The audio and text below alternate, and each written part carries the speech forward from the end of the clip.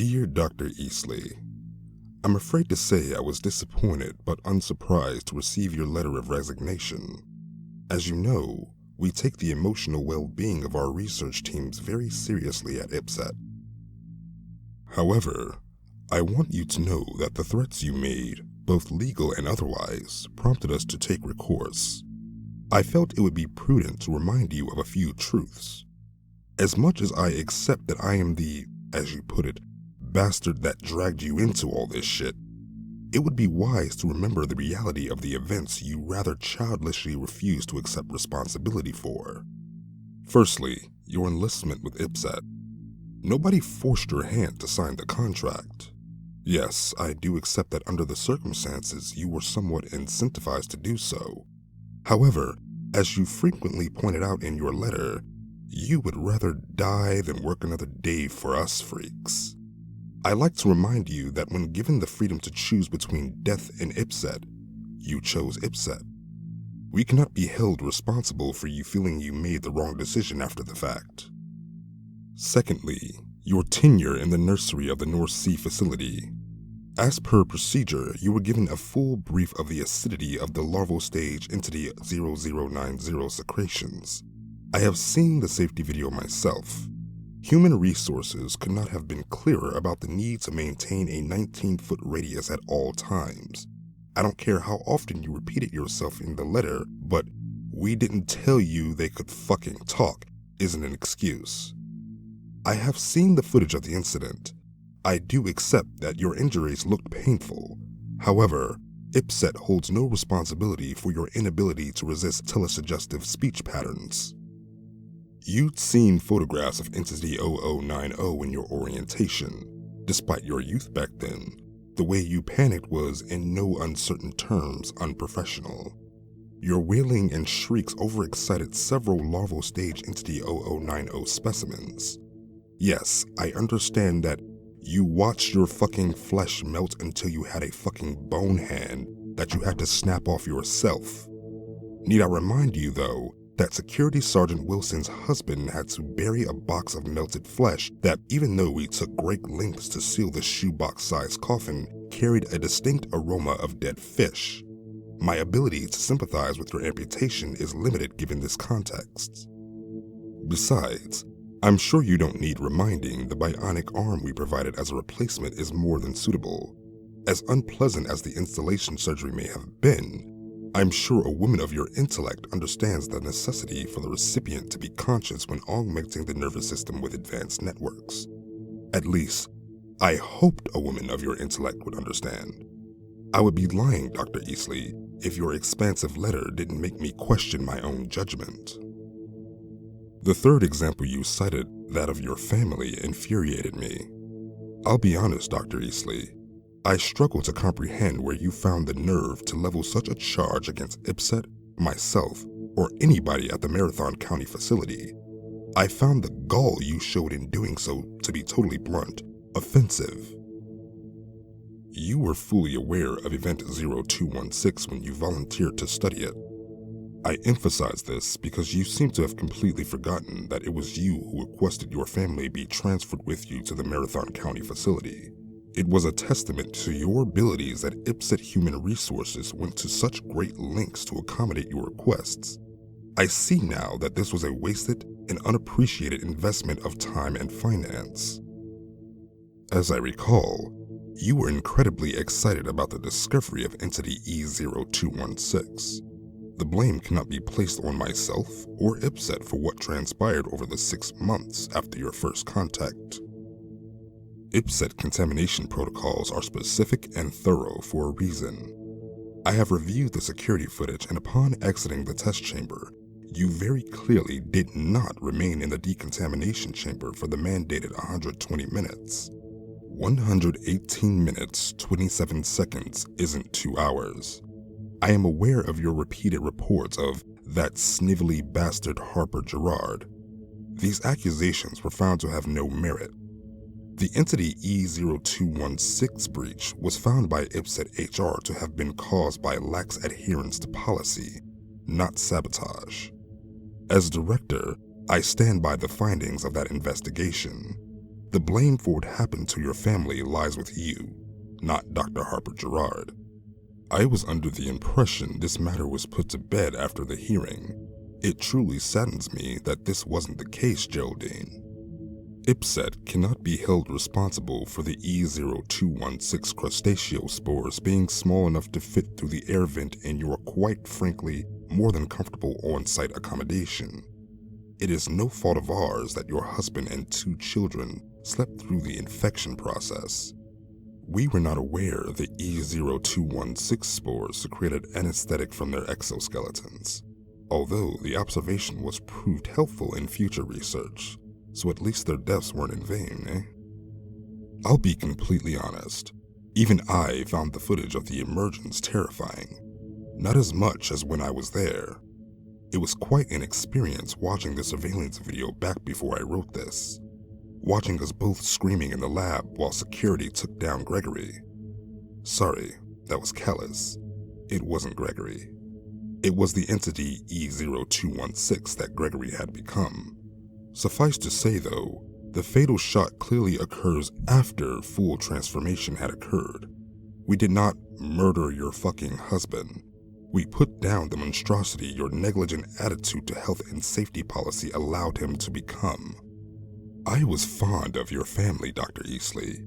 It pains me to believe you're deluded enough to think I hold any responsibility for your children and husband becoming, well, you know what they became. I'm looking at the photos as I write this. Little Tiffany's spine stretching, the new leg shredding out the skin of her back. It's the still from the moment her eyes fell out that disturbs me the most, Geraldine. They still have their old skin. You know, in the lab. I know you were aware of the E0216 corpses they left behind. You were on the team that dissected young Stevens, after all. I didn't know if you knew about the skin, though. The human skin, I mean. The skin they shed. Do you remember that night, Geraldine? I'm sure you do.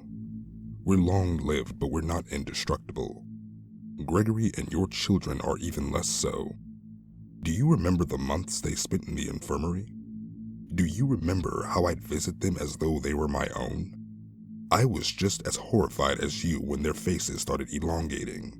The mandibles that mangled and pushed their jaws out of the way brought tears to both our eyes, Dr. Easley, not just yours. I'm sure you remember how we ran through the Marathon County facility when they started chasing us. God damn it, Geraldine. Very few times have I actually been scared. But knowing those E0216 monstrosities with their centipede bodies and flesh-rending face claws were once little Stephen and Tiffany still gives me nightmares. I was there holding your hand in the North Sea Infirmary when Gregory was caught up in whatever project I had him on. They were my godchildren, Dr. Easley. Even though I've seen my fair share of both, that title still holds emotional significance to me. I am trying to keep this letter professional despite you not having shown me the same courtesy, but fuck you for placing your family's death on me. I was crying at the funeral too, Geraldine. You know full well that everything we do at IPSET has meaning, no matter how much it upsets us. I don't recall you protesting when we were both cowering in a corner listening to your infected children getting gunned down in the corridor.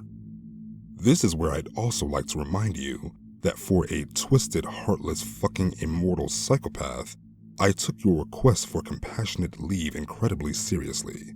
You were the first IPSET employee to receive a sick day. Did you know that? That was specifically because of my intervention. HR wanted you labeled a compromised asset. Perhaps I made a mistake in overruling them. This is why your letter disappointed me, Dr. Easley. I'd grown fond of you.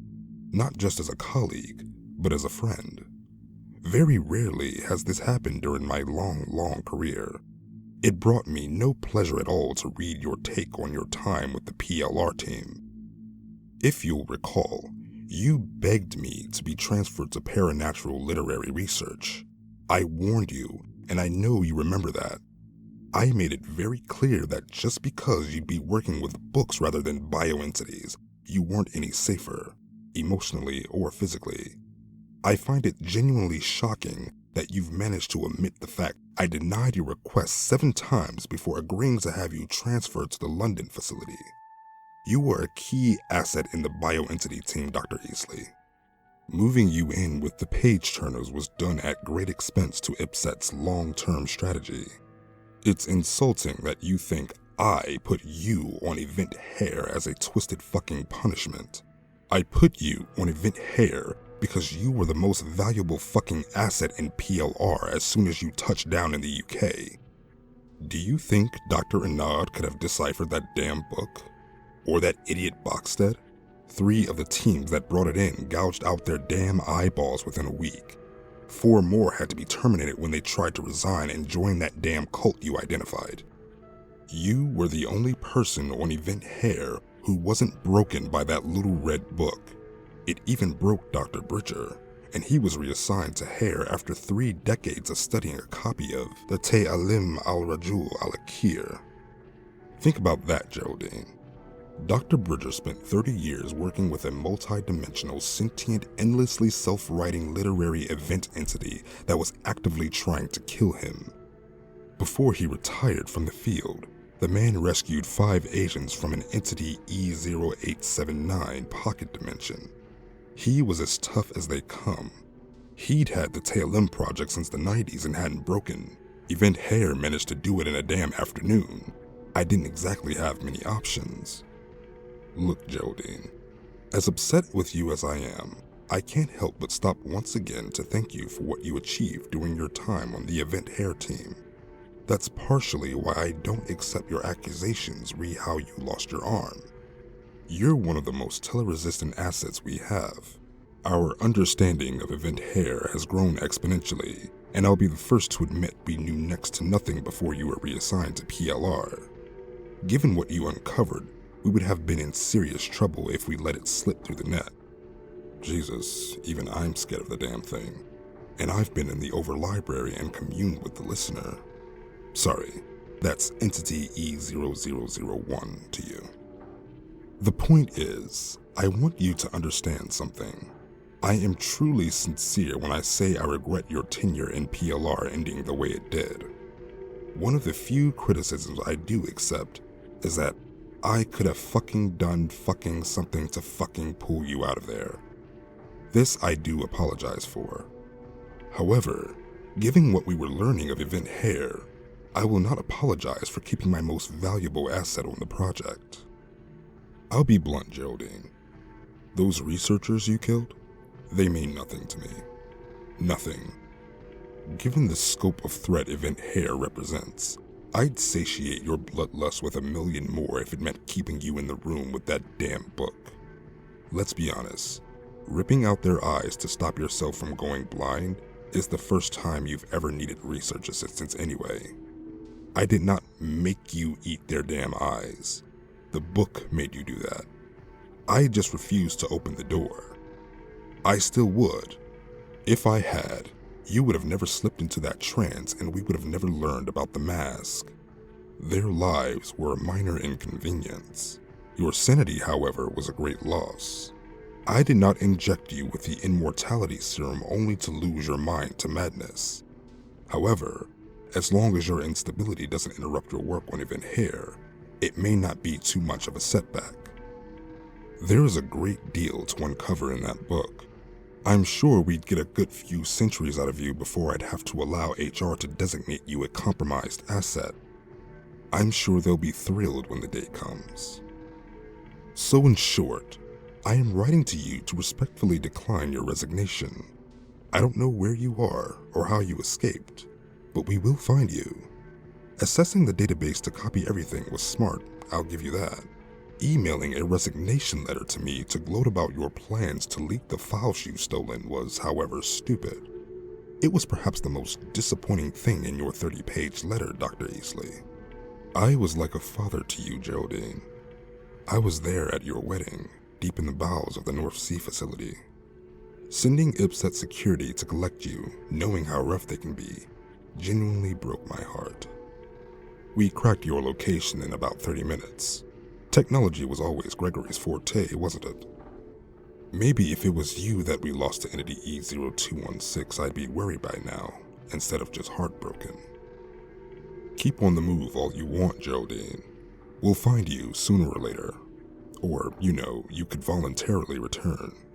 Either way, IPSET can't afford delays to the Event Hair project. You'll be back in your cell by the end of the month, just to forewarn you. How much violence occurs between then and now is your call. Oh, and don't be stupid and post this on the internet somewhere like you did with that fisherman's crayon letter. Yes, I know it was you that leaked the Entity 0090 nursery breach account. I'm already upset with you, Dr. Easley. Don't make me angry with you, too. Warmest regards, Dr. Obadiah Bromfield, Director, the Institute of Paranatural Science, Events, and Technology.